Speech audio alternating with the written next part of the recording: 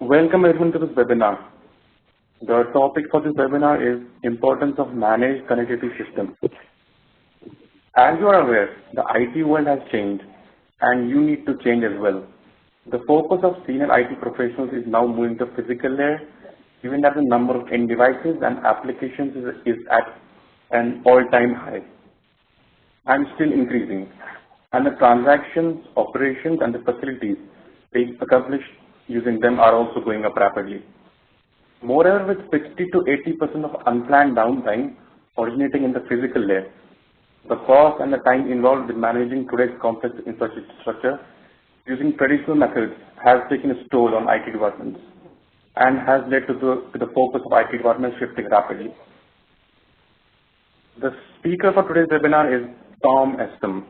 He is joining us from UK. Tom is a product manager for T's Managed Connectivity Solutions and has been responsible for launch and support of T's Amtrak and Cairo Physical Layer Management Solutions. Tom started working with T in 1996 as an IT manager before moving to pre-sales engineering in 1999.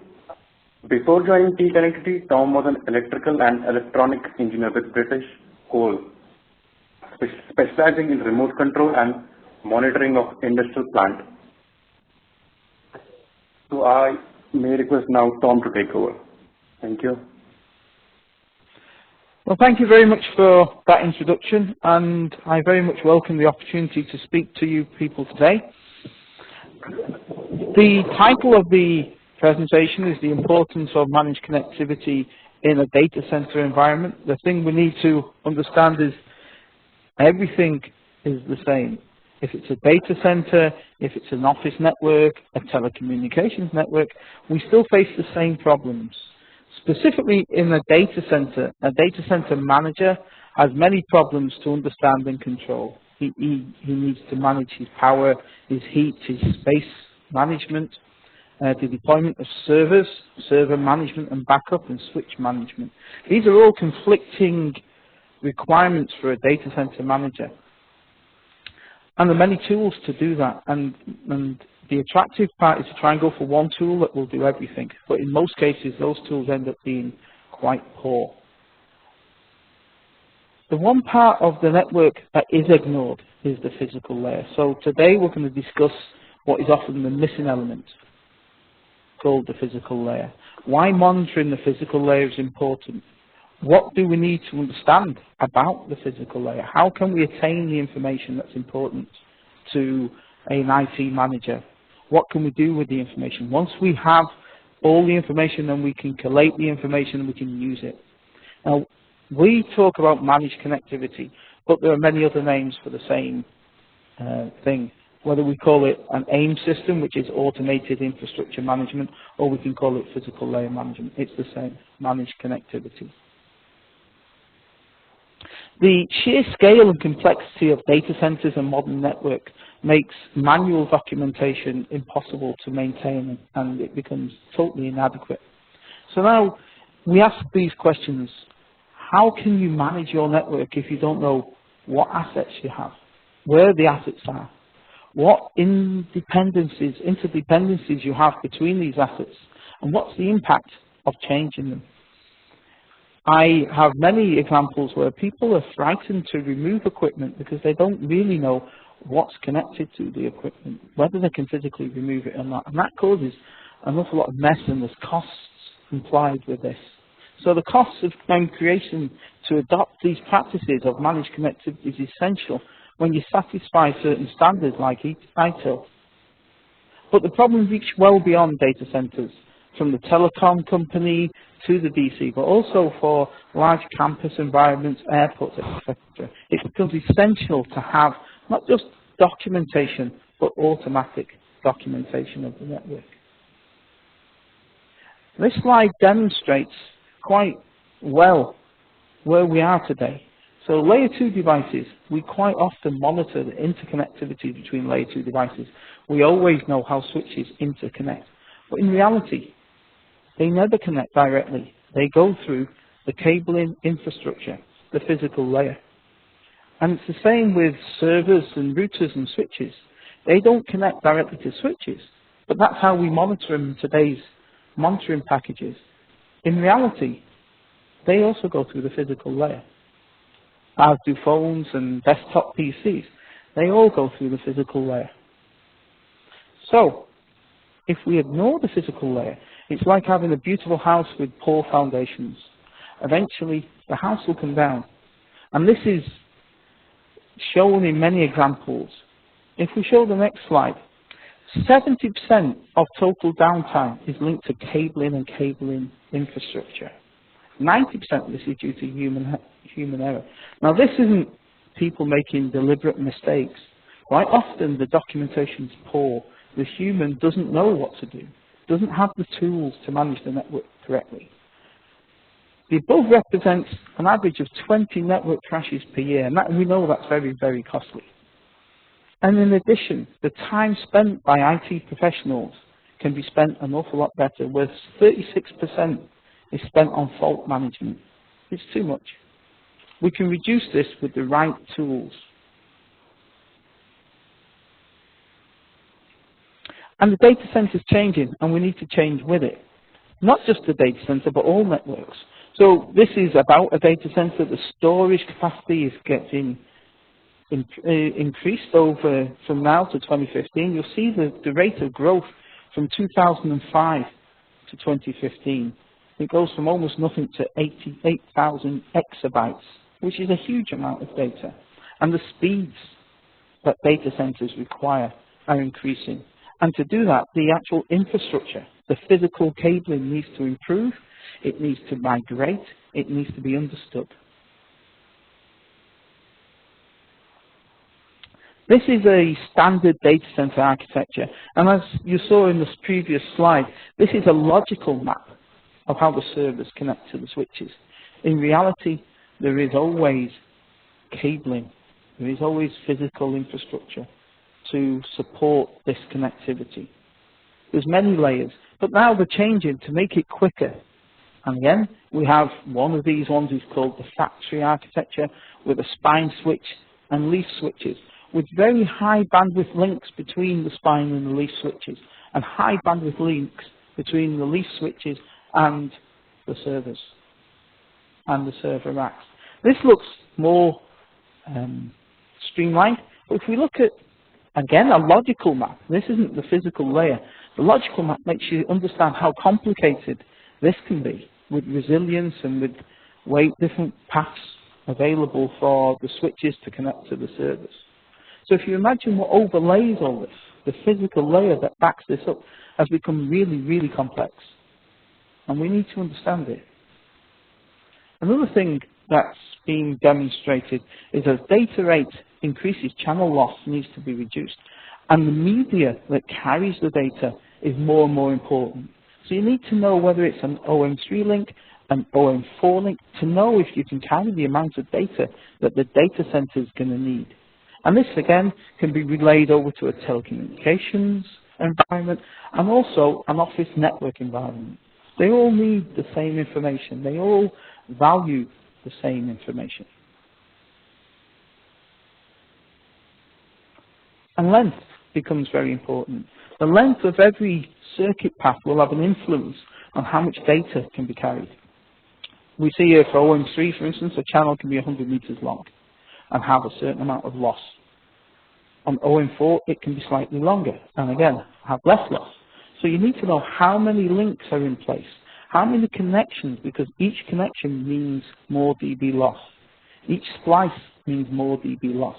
And if you don't document how many network connections you have, you don't know how much bandwidth you have. So eventually, customers are going to be disappointed. It's the real message we need to say. So, I've briefly discussed what problems we need to address here. So it's important to know what assets we have, where they are, and the independence between these assets. How do they link together? How do they relate? And we also said most network downtime is due to problems with the physical layer. So we cannot ignore the physical layer at all. We need to document it, we need to manage it, we need to run reports on it. IT spends a lot of time on fault management, management of the network, monitoring and planning. It's a very high amount of an IT person's work, and if we can provide tools to help them, then that will help the sustainability of the network. And the data center is changing, and it's changing to meet the demands of the industry with faster speeds, more storage and uptime. Uptime is always critical, so any downtime we have, we need to eradicate or provide tools to improve that downtime. The data center is changing to meet the demands of the industry with faster speeds and more storage capacity. And as speed increases, we now know that the medium for carrying data is very important, whether it's fiber channel, OM3, OM4, or single mode, whether it's copper, whether it's Cat5 or Cat6. We need to know what bandwidth can be carried by the network. And we can only do that by knowing what forms the physical layer of the network. And not many systems in the marketplace will actually tell you the length of a cord in real time. Okay? So the problems don't stop at a data center. All networks have the same issues, whether it's a data center, an office network, a large campus or an airport, or even telecommunications equipment. So we need to treat them the same. They need to be managed with the same set of tools and the same overarching ethos. So now we have automated infrastructure management, which is the same as managed connectivity and the same as physical layer management. So connectivity, what's connected where? The physical location of equipment, is it in cabinet A or cabinet B, row A or row B? We need to know this. The location of unused ports and used ports is essential. How much usability have we still got in a certain location? Rack location and capacity, length and properties of the cabling is essential. And there's not many systems can do that in real time. We also want to record all physical moves, adds and changes. And automation is essential for this. It's easy to say we will document the network. We will have systems and procedures in place to make sure that any change is recorded. But if it's not automated, any mistake will suddenly cause our documentation to be errored and unusable over time. So we need to register and track network devices and end devices as well. And the importance also is that any physical layer management system needs to be integrated into the other systems, whether it's a building system or a data center management system. We need to make sure that they all work together to provide the users and the management of the system the information they most valuable need. So in practice, automatic patching and detection is a cornerstone of managed connectivity and AIM systems. And different vendors try to achieve the automatic recognition of patching in different ways. We have vendors who do 9th wire or 10th wire systems, which have an extra trace wire so that they can detect whether the cable's being connected or disconnected. We have microswitches on ports, whether it's an infrared or a microswitch that detects if a cable's plugged into a port. And then we have chip-on connectors as well. Now each method has their advantages, and they're all better than passive systems where there is no recognition of automatic patching. There's no record at all whether a cable's been disconnected, no alerts are generated, and it's all manually documented. With this system, any of these systems, there should be some automated response to what's happening. But for us, TE can actually support all these different types of infrastructure. We do have a 9th wire system. We do have chips on connectors, and we also have switches on ports so we can detect when a cable's plugged in and out. So we can be pretty much independent of what we think is the best solution. But in a data center environment, we normally recommend our CPID, which is called Connection Point Identification. We normally identify that as the best solution.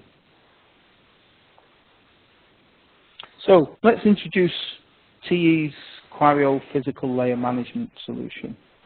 Now, I've talked about the industry, the market, how we think physical layer management or managed connectivity can really aid a data center manager or any network manager, IT professional. We'll go into a little bit more detail about our product, but the same argument stands. So what we do is called inside the connection point, inside the CPID solution. We have integrated a chip onto normal network plugs. Now these are industry standard plugs, so an LC connection will still plug into any switch with an LC port. An MPO connector will plug into an MPO port. RJ45 again will plug into an RJ45. And all the data is carried out of band, so it does not interfere or influence the data capacity of the connecting device. Also, the contacts, when they go into the port, will operate a shorting bar, which will give an indication of whether a cable is being connected. So we have the 3 connection points. We have managed, so we have a fully managed cable where we can pull all the information from that cable and offer it up to the software via TCP/IP. We also have unmanaged connectivity, so if we see an unmanaged cable, we know there's an unmanaged cable in the port, even if we cannot read the chip, and then if there's no cable in. So Quario, our Quario solution, which is the cornerstone of our CPID solution, provides lots of information about both the plug and the connector, so we can fully physically map the network infrastructure. And these are the features that we document on the chip. And you'll see some of these from the requirements we spoke about earlier. So each cable has a unique ID, and each end of the cable has a unique identifier. So we know where that cable is anywhere in the managed network. And that's important. So we can actually say 100% a cable has been connected or a cable has been disconnected. Cables now become not patch cables, but network cables within the data center or the office network. They become managed items and managed assets, the same valuable assets as anything else. Because if a cable becomes disconnected or goes faulty, it can be just as drastic as if a server goes faulty. We also know things like the type of cable, whether it's fiber or copper, obviously important. But now we're talking again about whether it's compliant to OM3, whether it's compliant to OM4, or single mode. We also know the polarity and significantly the length of that cable. So we know more about the channel that we're trying to use. We know if it will take 10 or 40 gig. We know these information. There is other things on it that you can read, many different items. So we have also, we count the insertion counts. How many times has the cable been connected or disconnected? That can be an indication of a fault condition that may arise. If a cable has been disconnected 10 times, why? Has it been cleaned every time if it's a fiber optic cable?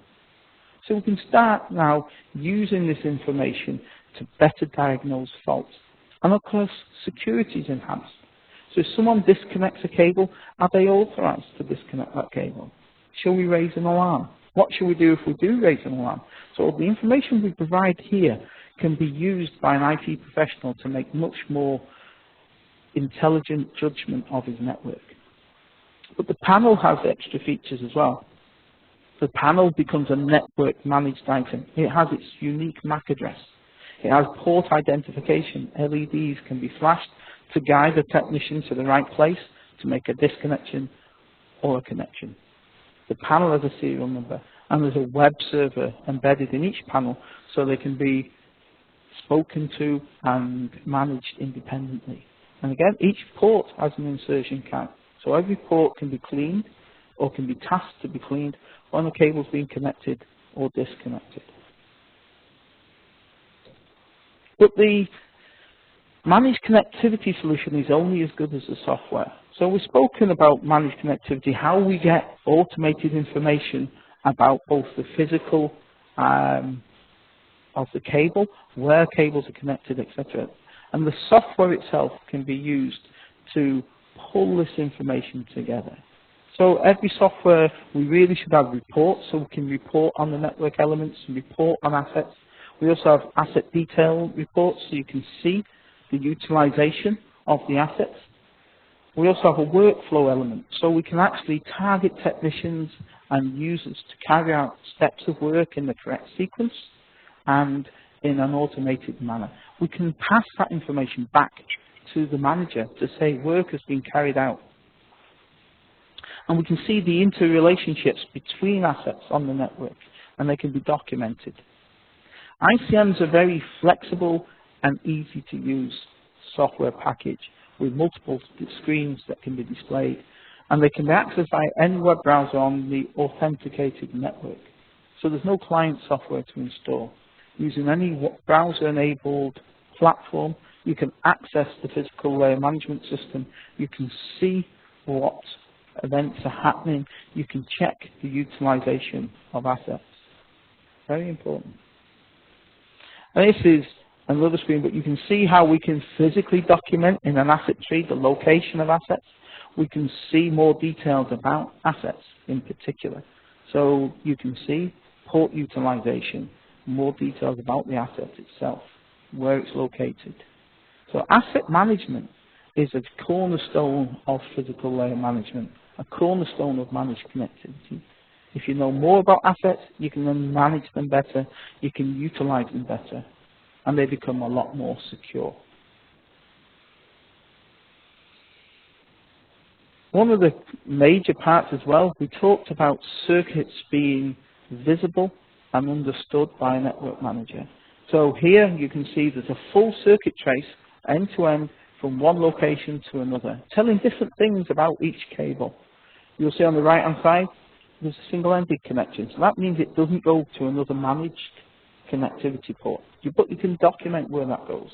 And if you highlight any one of these cables, you can pull up asset details of the cable, the properties themselves.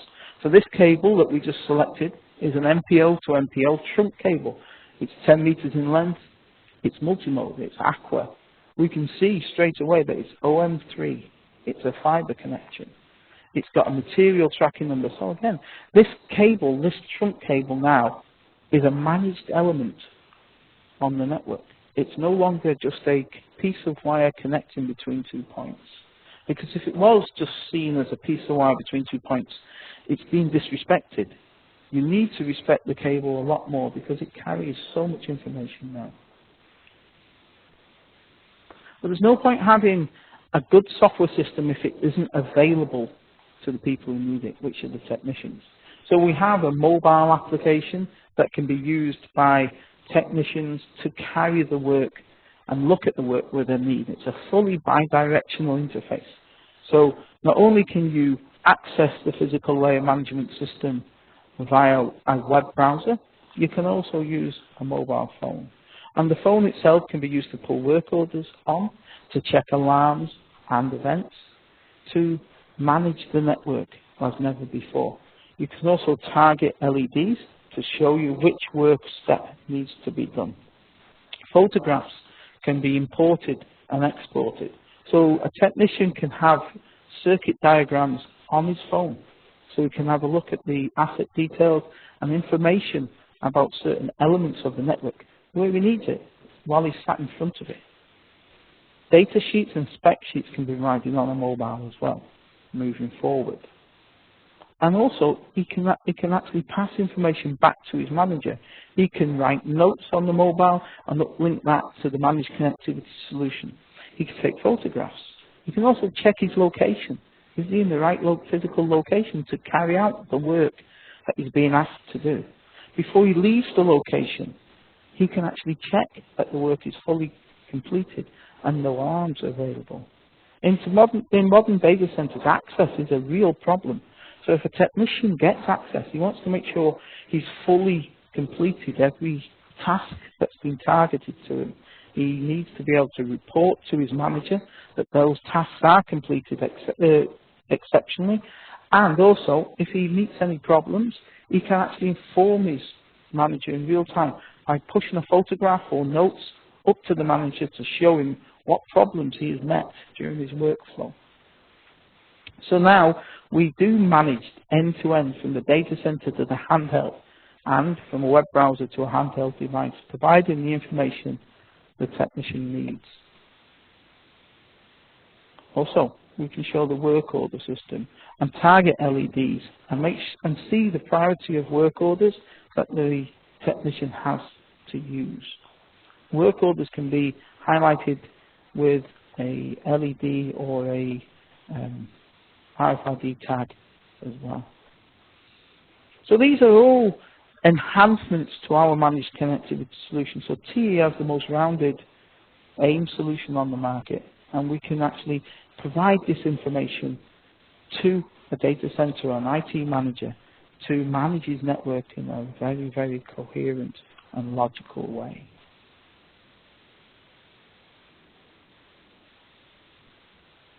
But we have examples of where we've installed our equipment in data centers where it actually makes a real difference to the network. So you don't just install the equipment and forget it. You install the equipment and you can manage the equipment throughout its life cycle. Not just TE equipment, but third-party vendors can all be documented under the same documentation system. Very important to understand. Labeling can be supported both logically and physically. So you'll see here, each fiber optic blade is labeled accurately. However, those labels can be reflected in the software. Go to the next slide now. You'll see we installed our solution in a pod-based system on top of rack architecture where we had 40 and 100 gig transmission links. And we can say now that those links are capable of carrying the data they've been designed to do. And moving forward, we can manage now the data center. So the agility of the data center can be supported. The predictability to expand is there because we know what's installed, we know what's going to be installed. We can manage to transition from part of the data center to another.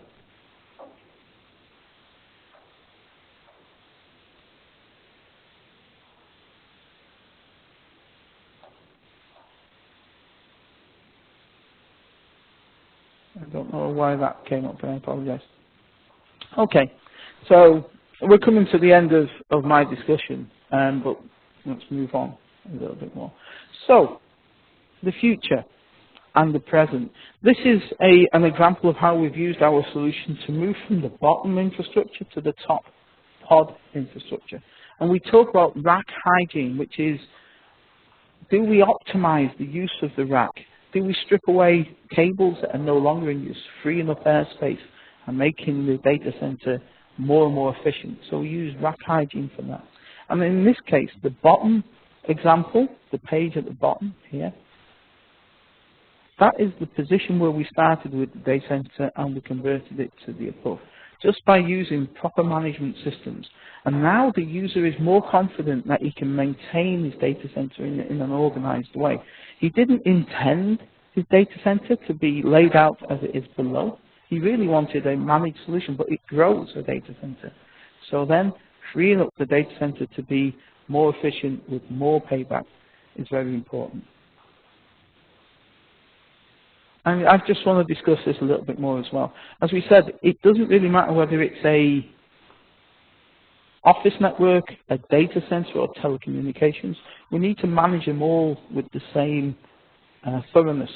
And TE systems using the same software and many of the same hardware architectures is fully compliant with a telecommunications network as well. So whether it's from a data center through a telecommunications network back to a data center, we can model and we can manage the whole infrastructure from end to end. So it's really important to understand that the same problems that a data center faces, an office network will face, and so will a telecom provider and a telecom user. And we have all the tools in place to support that. Again, we've gone quite quickly through this, so hopefully we'll have many questions. But the benefits are there, and the benefits are the same for every network. Whether it's efficiency, a better view of the actual assets and utilization. If you know what assets you have, you know the utilization, you can get the full benefits of those assets. So the availability is improved. Through automated workflow and system alarms, managed connectivity will eliminate errors. Errors on high volume connectors and in data centers are very, very costly. So they affect service level agreements, and huge fines can be imposed if the availability falls below a certain threshold. And managed connectivity is definitely a tool that can help with that. Agility, the ability to quickly and accurately identify, connect and reconfigure and troubleshoot the network can be used. It improves customer satisfaction and reduces churn. So we know what's being used in the data center. We know how much equipment is available to be used. So managed connectivity really does help with that. And the big one is network security. If you haven't got a fully documented system, then you don't know how secure the system is. Visibility to the network events are important. Connections. How many connections have been made? How many disconnections? Are they allowed to be used? Are they not? So alarms being generated and sent to people if an unauthorized event has occurred is really important. So that's a really important element of the managed connectivity solution.